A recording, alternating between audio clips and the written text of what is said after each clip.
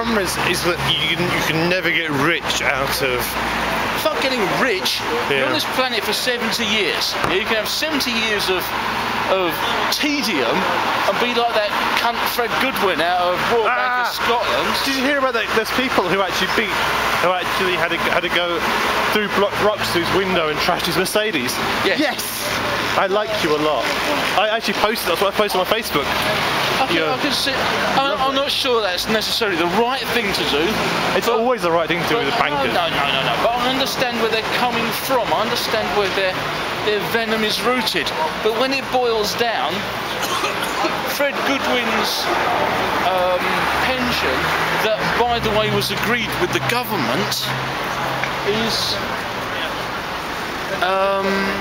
Basil coming?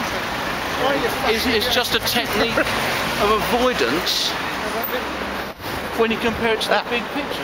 Run me over. Thank you.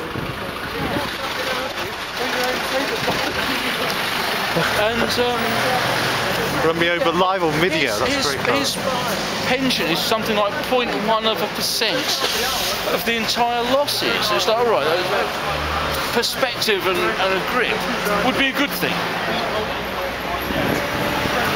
Yeah, but I mean the thing that it's going to happen more is that as the middle class has become, as the pinch happens more on middle classes, they're actually then going to have a go at the working classes more and more. It's going to get worse. Oh, without a shadow of a doubt. Oh, sorry. So what was I talking about? Oh, the middle classes versus the working classes, which is what I bothered about. It's going to kick off, and at the moment, the media, not specifically the mainstream media, because they don't want to hype it up, but some of the smaller echelons of media are talking in terms of summer 2009 as being the summer of hate. We can hope. Sorry? We can hope. No, they're talking about like serious full-scale riots and... Will happen, yeah. And if it does go to 3 million unemployed, it will happen. What happened in 1979 to 81? There was What happened? there was a chap, and I forget who it was. Oh man, we're on they're heading that way. Awesome. There was a chap in Beard Papa. I love that place. I've actually eaten there. Any good? It's not bad. It's like if you like cream horns. Matron. Anyway,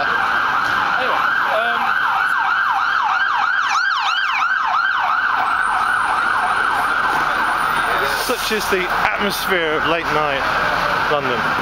yeah, it's charismatic, isn't it? So anyway,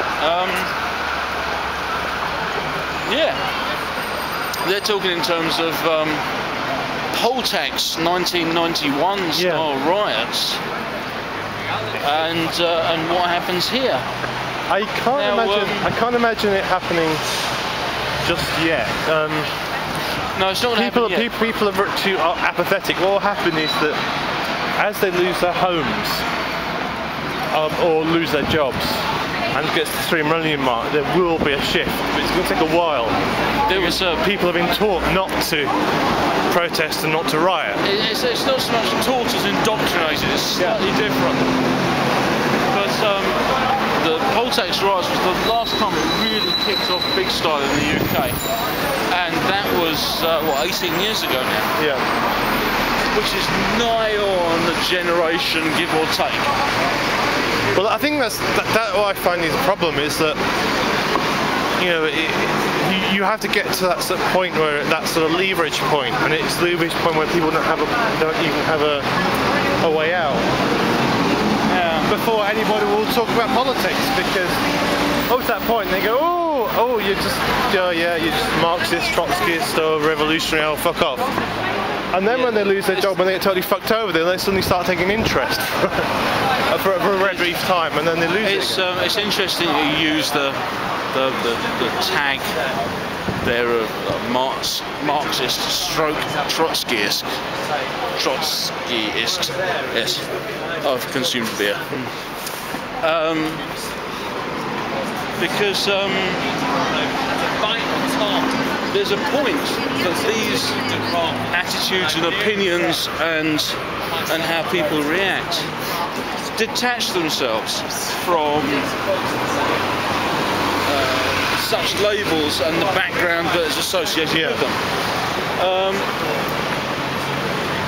For example, you might have a quite regular middle-class chap, married, family, has been working for a decent-sized corporate with... Whoa, no one across the road. Fair fire.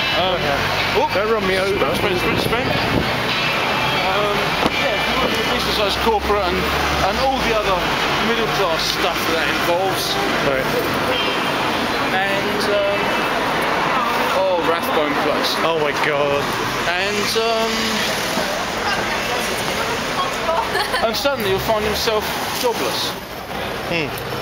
And then sooner or later he'll find himself on the street.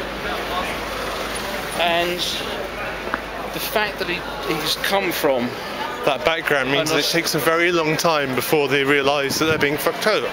No, I don't think it does. I don't think it does at all. In fact, entirely opposite to that. No idea. I think that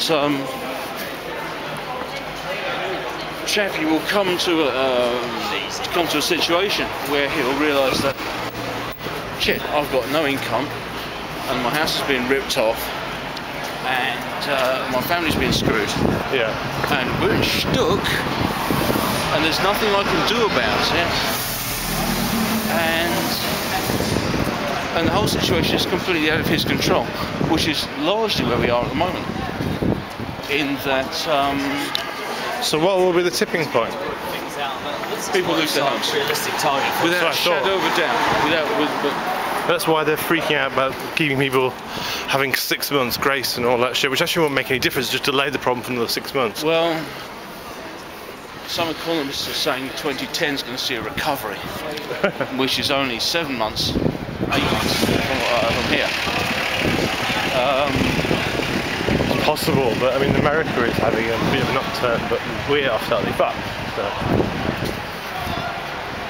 It's curious and interesting to do a compare and contrast. The last 15 years have, broadly speaking, been pretty sweet, actually. Well, that was the kind of upturn that will never stop. Well, just bullshit. Never stop in inverted commas, yeah. But that's what was sold as such. Quite. But in that 15 years, I work on the left. The UK increased its national debt and got screwed. Australia cleared its national debt, doesn't own a fucking bean, and is impacted certainly by the current situation, but nothing like as heavily as the UK. And they didn't stupidly go to a war which cost them loads of money. A war that's got nothing to do with it. No.